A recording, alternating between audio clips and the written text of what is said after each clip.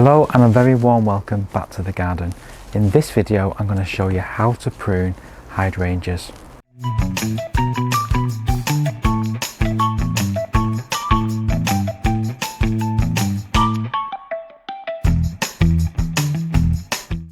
When it comes to pruning hydrangeas, they are really quite an easy shrub to prune. There's just a couple of things you need to bear in mind. The main thing is whether the shrub is flowering on new wood or old wood. And what I mean by that is whether the flowers come on wood that's produced this year or whether it's wood from the previous year. Varieties that flower on new wood include Hydrangea paniculata, so those are those beautiful ones, usually with like a nice cone shape kind of flower, and also the Hydrangea arborescens. And probably the most common one that you probably all know about is Hydrangea Annabelle, which is an arborescens type. Ones that flower on old wood include the Hydrangea macrophylla, which are your mophead and lace cap hydrangeas, Hydrangea aspera, Hydrangea quercifolia, and Hydrangea serrata. With the exception of one hydrangea variety, all hydrangeas are best pruned in spring, and this is when we've had the worst of the bad weather, the cold weather. And as I said, there is one exception, and I'll let you know about that one towards the end of the video. I'm going to first of all start with the Hydrangea macrophylla, which is the mophead hydrangea, and we have this behind us. So this is quite a mature shrub. It has been in this garden for many years. It was here long before we moved in, and originally it would have been planted probably maybe in the 90s or even in the 80s, I'm not sure. Hydrangeas do last for a very long time. They're very long-lived shrubs. So this one, when we first moved in the house, was very out of shape, and it hadn't looked like it's been pruned for a long time. So what we did was we cut it very harshly back in the spring, the first spring we moved in, and that following summer, we didn't get any flowers, which is expected. Now this, like I've said before, is a shrub that flowers on old wood. So if you go into this shrub now and start cutting this too harshly back, you're not going to get very many flowers, if at all any, this summer. So what we want to do with this is, first of all, we're looking at the spent flower heads. So these spent flower heads we've left on all through the winter from the autumn. They've given us some beautiful blooms all the way through the summer, and we've left them standing. They've given us lots of structural interest. We've had a bit of snow, we've had some ice, some frost, and these still look really good with that nice frosting over the top of them. But what we want to do now the weather's starting to get a little bit better, we're getting brighter days, longer evenings, we're now going to start to just take these heads off. The main reason why we keep the heads on during the winter is because these heads are protecting these buds underneath from all the frost and the cold weather. And if we end up taking these off in the winter time too early, what can happen is the stems themselves can be prone to freezing, and then we end up losing sometimes the whole stem, and also very frequently the buds underneath. So what you usually see if you do get a frost and you've taken the heads off before is you'll see that these new buds will just be blackened, and that's a sign that they've been frost damaged. If you're looking at a hydrangea now and that's what's happened, what you need to be doing is following that stem right down until you can see some buds that are not affected, that are not black, and that's the point where you would make the cut. So what we want to be doing is looking for where there's a brand new healthy set of new buds, and we're just literally just taking that off just like that. And again, you can see there's a bit of a bud forming there, but there's some much more healthier double buds right there. So I'm just going to cut just above that pair, and you just want to go through the whole shrub initially, just taking these off. You can start to see already these buds are starting to open up, which is a good sign that they're starting to respond to the change in temperature and the amount of light that we're getting now. Go down to that one. So as I say, it's very easy. So I'm just going through, removing all these.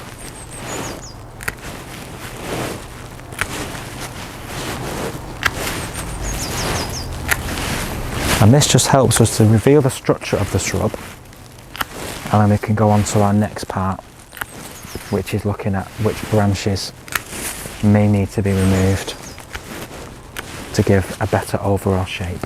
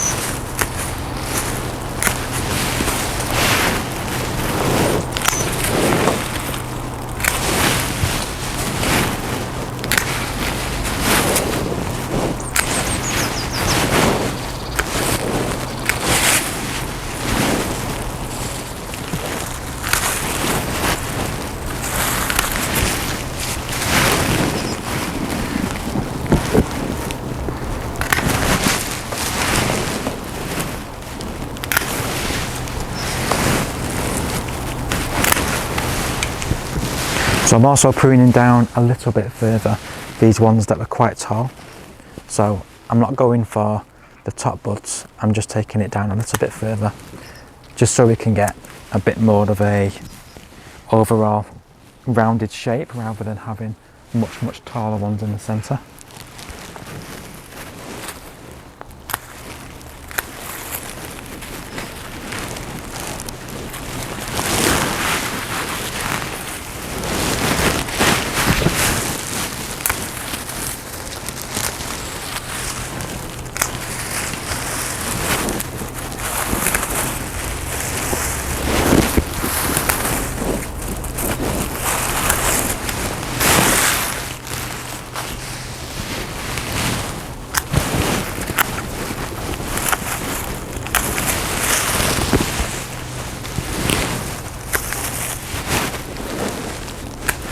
This is one of the shrubs that actually reminds me of childhood, because when I was brought up just round the corner, we had neighbours over the way which had a garden full of these, and they were the most beautiful colour, various shades of blue, so there must have been some acidic soil around on that side of the road, because they had the most beautiful mop-head hydrangeas, which were these big blousy blue colours. And in other gardens you could see lots of pink ones, because if you don't already know, these type of hydrangeas respond to the actual alkalinity or acidity of the soil. So if you have ones that are in an acidic soil, you get a beautiful blue colour, but if you're in an alkaline soil, you get a pink. So depending on what kind of soil you grow these on will depend on what colour the heads are, the flower heads are. And sometimes you get varying shades of pink, varying shades of blue.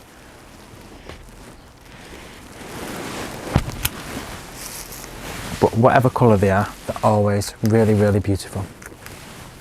And one of the lovely flowers that I enjoy to look forward to towards mid to late summer, going into autumn. So I think I've taken off now all of the heads. So what I'm going to now look at is the overall structure. When pruning any kind of shrub, what you need to be looking at is removing anything that's dead, diseased, or any crossing branches. Now, just looking through this as a glance, I can see there are a number of crossing branches. So I'm going to go and sort those out now as a next step. So right at the very base, you can see there's a branch there that's crossing over this very old branch. And what I'm thinking of doing is taking the oldest branch out, which is this one here, because this one is already quite leaning over one side anyway, and this is a bit more of an upright kind of stem. So I'm going to take out this old branch right down to the base, and for that I'm going to use one of these trusty saws.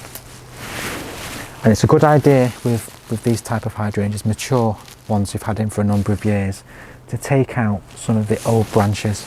So you can see the new branches that are these like thinner pieces of wood, and the older branches are much more thicker.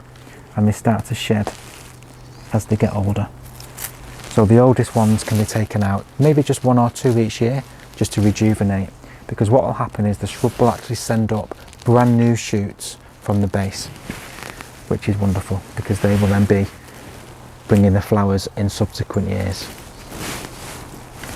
So I'm just choosing a spot I can just saw this down.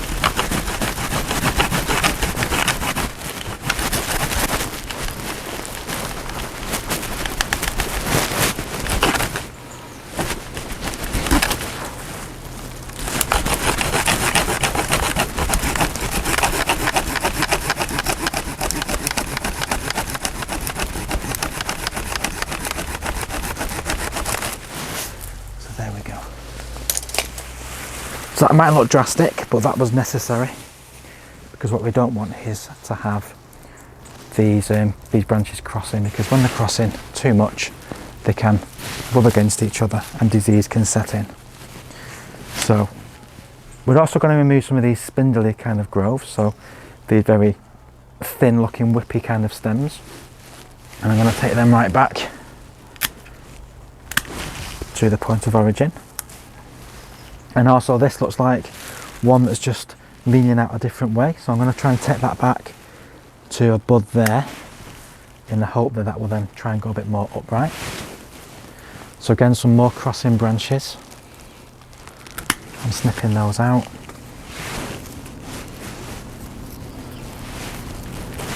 One there, snip out there.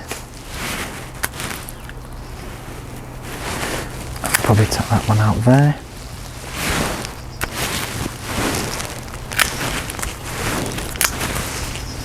So I'm just going through it and just making sure that there's nothing that's dead, diseased or crossing. Again, that's quite small, so I'll take that bit out. So this branch here is leaning forward, and I remember last year we had the bench just by the side and it was kind of pushing into the bench, so I'm going to take that one back as well, near to the base, and also this one as well. And then looking again overall, sometimes you get these bits where there's a branch that's just sticking up and nothing going on above it, so I'm going to take them back to the buds.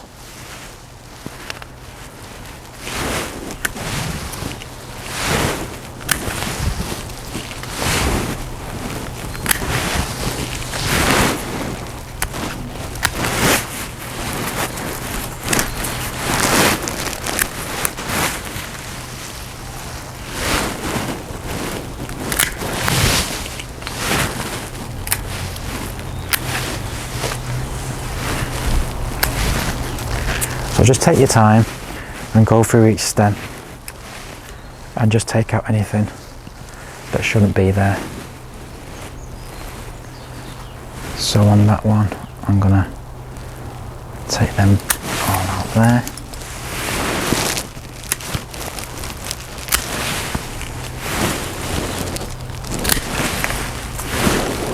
There's quite a few pieces that are just doing nothing, they're just dead branches, and they can come out.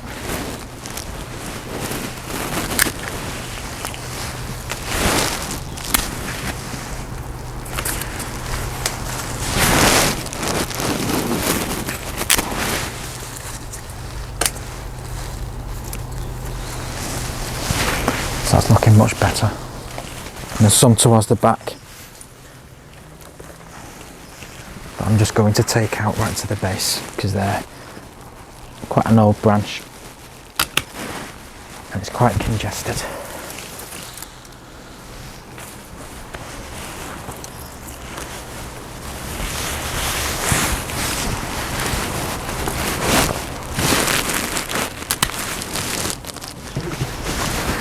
I think that's it. So as you can see, it's got a much better structure now, and we've removed pretty much, still a few pieces. I probably missed some. There's that much to take out, but I think pretty much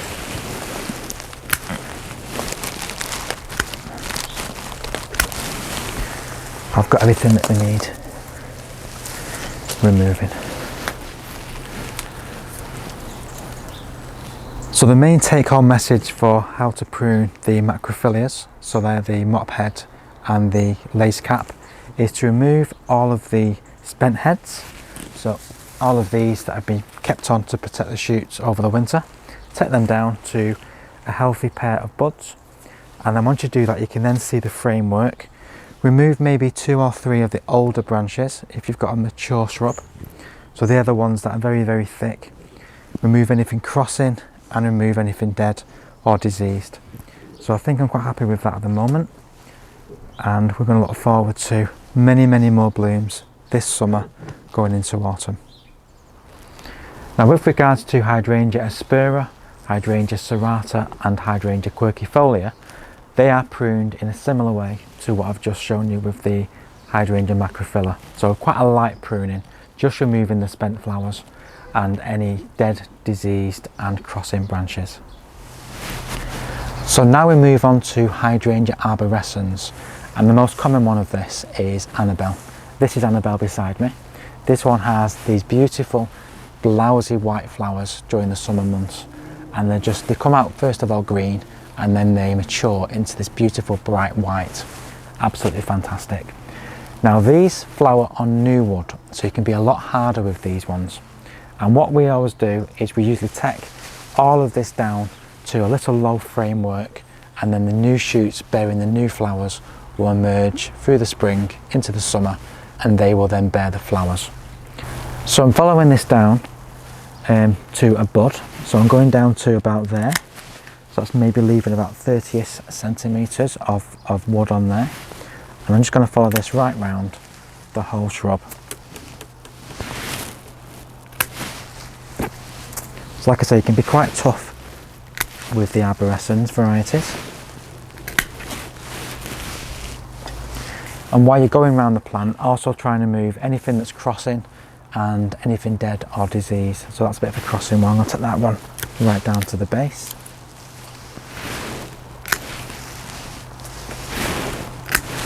So the great thing about this one is it's a lot easier because it can be done without as much care perhaps as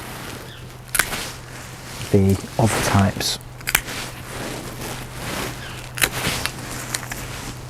Some of these are quite spindly, so I'm going to take them back a little bit further.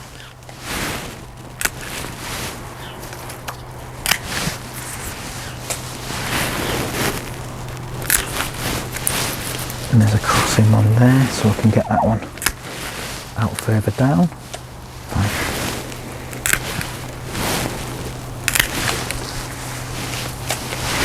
That one's quite spindly, I can come right down.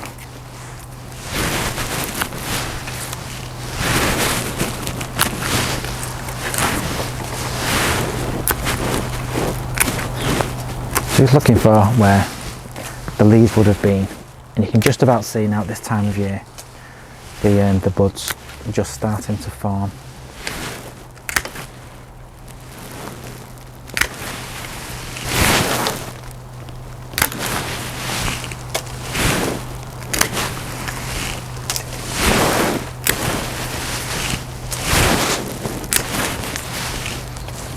So that's as low as I'm going to go on this, and that's just because I do want to get quite a substantial kind of shrub. If you do want one that's shorter, then obviously you can go down a little bit further.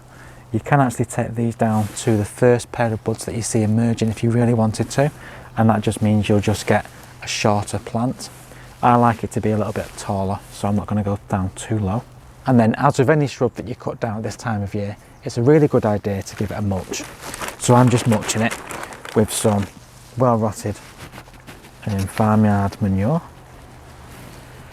So give it a really good mulch at the base, and that will just help give the plant some extra food, because bear in mind we do want lots and lots of beautiful blooms this year, nice healthy blooms, and this will just help to give it some nourishment and also help to conserve some moisture, because these plants do like to be kept on the moistest side, don't like to dry out.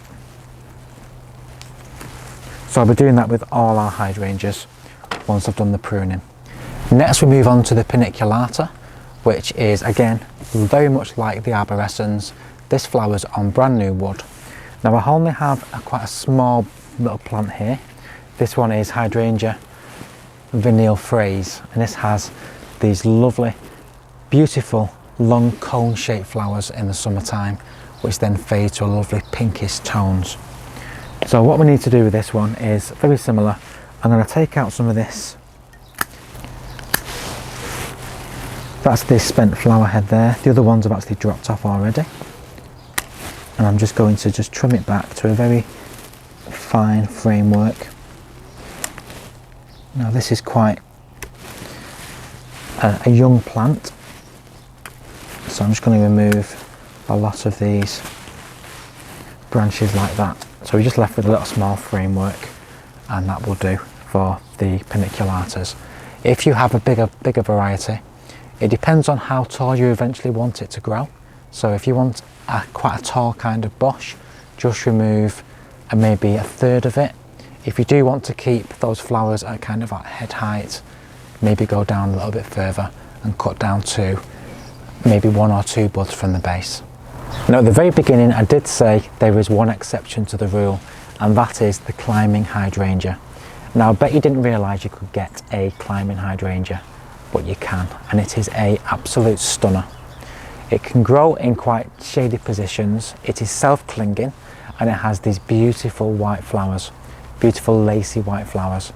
And what you can do with this one is, the exception to the rule is you normally prune these type of hydrangea after flowering, so towards the summertime, the end of summer. For young plants, apart from taking out the dead flower heads, there's not really much pruning needed because it is quite a slow shrub to establish, but once it does get established it can be quite vigorous, and some pruning might be necessary to keep it into the space that it's allowed to grow. This is best done during the spring, a much harder prune during the spring, but I do advise, if you do want to keep a lot of the flowering, do this over several years and just take out a little bit at a time. So the very last thing I'm going to do now is just spread a mulch over the hydrangeas that I have pruned already. So we've come to the end of the video.